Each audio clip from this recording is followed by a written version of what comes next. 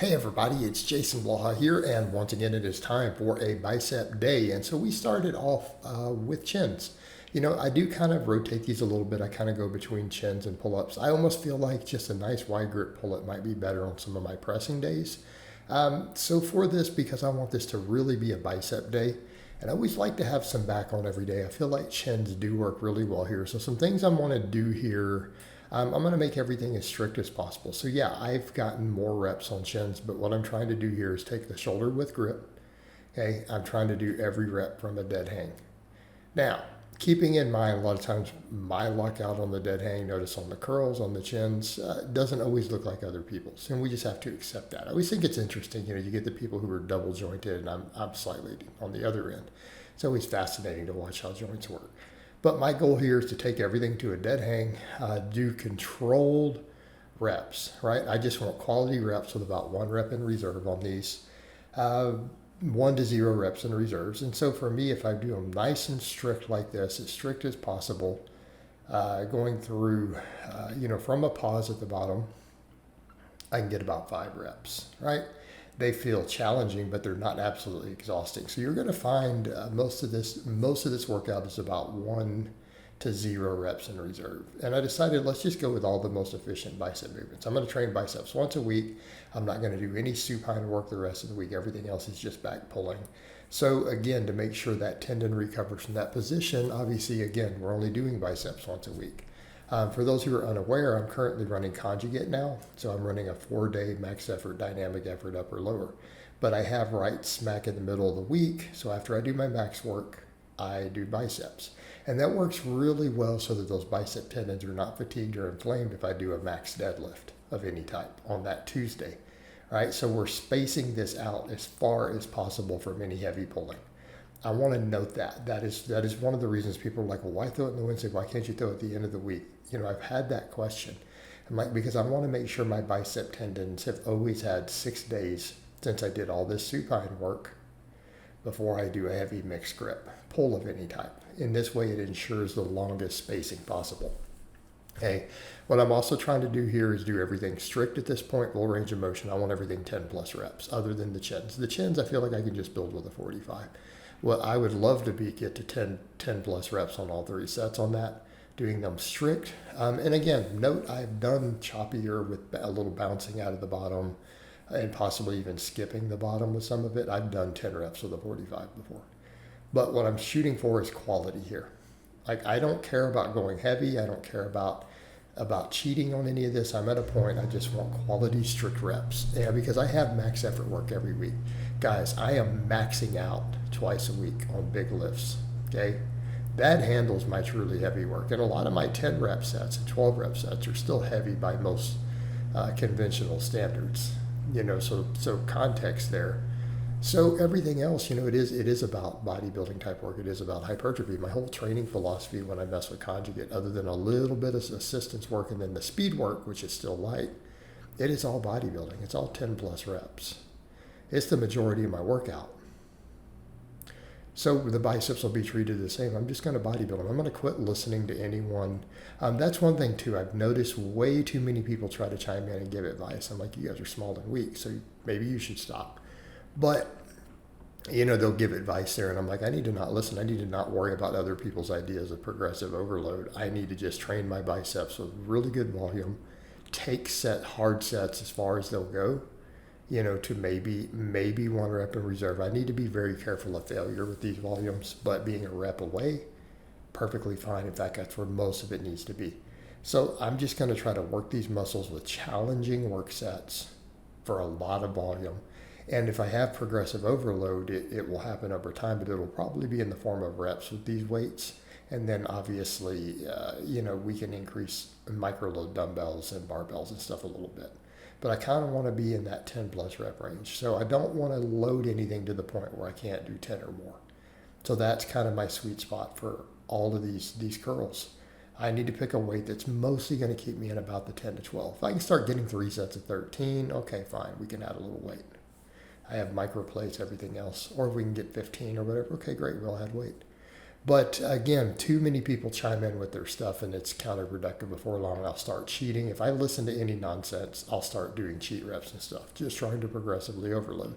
I will literally do the same stupid stuff I tell people not to do. So again, be careful when you listen to other people. Be careful of that. So yeah, I'm just going to bodybuild the biceps. And there will be progressive overload, but it's going to have to mostly be reps. But again, everything's strict. Trying to do all this stuff strict, trying to take them through my fullest range of motion possible, for me. So that means even the incline curls, I am bringing them all the way up. We're going to the bottom stretch for me. These are a painful exercise, by the way. That stretch at the bottom hurts for me. But I do them anyways because I like them. One thing I'm definitely going to do different, as much as I like the dumbbells for the preacher curls, I feel like the easy bar works really, really well, especially with a nice narrow grip. It gives the same benefit. Plus, then I don't have 4 extra minutes of footage of me doing each arm separately. That's one of the issues I run into, that switching that arms, it turns the preacher curls into 1.5-minute long sets on camera. We don't need all that.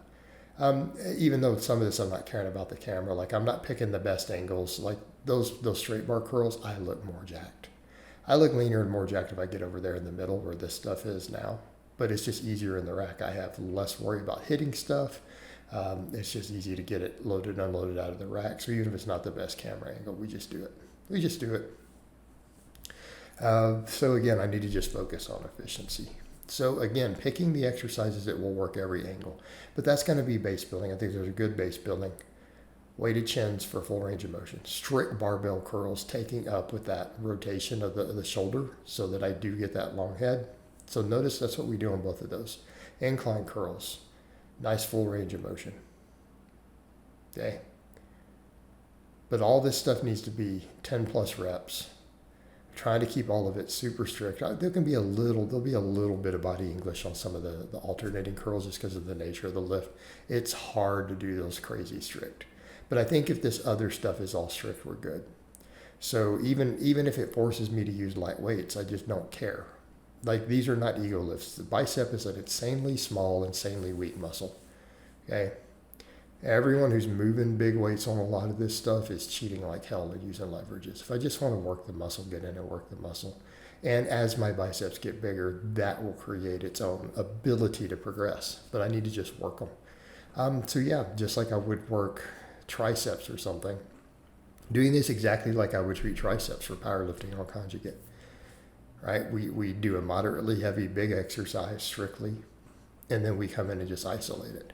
But yeah, since I'm only doing them once a week, it's all going to be packed in here. It's going to be a lot of volume. It is 20 sets total.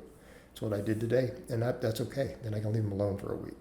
We get secondary stress on them from all the rowing. Keep that in mind, guys. I do seal rows. I do incline dumbbell rows, all that stuff through the week. Like we do something for my back every single workout. Again, normal when I'm running this system. So then I go over so we worked both the different lengthened positioned exercises, both the incline and the preacher. They're the opposite ends of the shoulder situation. And then it's like, now we come in and hit these dumbbell curls. So why this exercise? Because it works the bicep through every possible function. And it's good forearm because we start in that hammer position. It does work the radial brachialis and forearm too. So the idea, because we can supinate and pronate the wrist freely, the dumbbell lets you freely move the exercise. So again, we start in a hammer position. We supinate the wrist on the way up onto the functions. And notice we can move the elbow through its fullest range of motion and still bring the dumbbell up towards the face and get that function of the long head. So that's the thing. Other thing I think is fascinating, and it's like you guys are giving yourself away. Every time I get someone who says something like, oh, you have to pin your arms to your side when you curl. I know that you are a small mofo. Nobody with any back mass can do that. It is impossible. Just an FYI, that comes up in a lot of my bicep clips, and I'm like, you just outed yourself for having no lats. I got lats. I can't physically do that. And it's not a question of reducing the weight. I can't do it with a wooden stick. Like if I just use a wood stick that weighed a quarter pound to try to do the curls, I still can't do that. My big ass lats get in the way. That is my arms at my side. So that's fascinating too. All right. And once you have a lat pump from the pull-ups, when you guys see me doing there towards the camera, that is down. I have to exhale my breath and squeeze my rib cage in. It's like, come on, guys. Again, you saw the lats when I'm walking towards the bar with the chins. Okay? So that's a fascinating thing. You see tiny dudes who say that stuff, and I'm like, dude, everybody knows you don't have a back. If you are capable of doing that, just stop. You have to get them turned down. I'm like, how? I mean, some of us aren't sucked up like that, guys. You're not going to be able to do that once you get big. Sorry. So, and what's interesting is that people get caught up on silly stuff like that. They really do. And they actually think the biceps do more work because they did that. It's fascinating. All right, so we do that to work out. Then I finish off with these. So the band curls add a totally different dynamic. We get some really high rep stuff. They're great for the tendons. Another thing I have to think about with the heavy pulling, I want to build that tendon health. But the other beautiful thing, they put us into a shortened position. A lot of these exercises are full working all the functions, or a couple of them are lengthened positions, right? So what about the contracted position? The bands let me fight hard and squeeze the hell out of that contraction on the way up, and then it jerks me back down. Okay, totally different function. So in this case now, we are literally taking the biceps through 6 different exercises, ranging from 5 up to about 17 to 18 reps. Okay, because the chins are heavier. The other stuff is 10 to 12. These are going to be 15 plus. 15 up to about 17, 18 is where I start failing. Again, tendon health, contracting the bicep, getting that squeeze at the top. And notice the vein and everything I get there on these, the shoulders, like it squeezes like hell. It feels great. So again, great way to finish it off. And so to get to my 20 sets, because what do we have with the other stuff? Weighted chin up, 5 sets. Okay. Then I have 12 sets of free weights of isolation work. So that takes me to 15. So if I want to get to 20, this is a great way to finish the biceps off.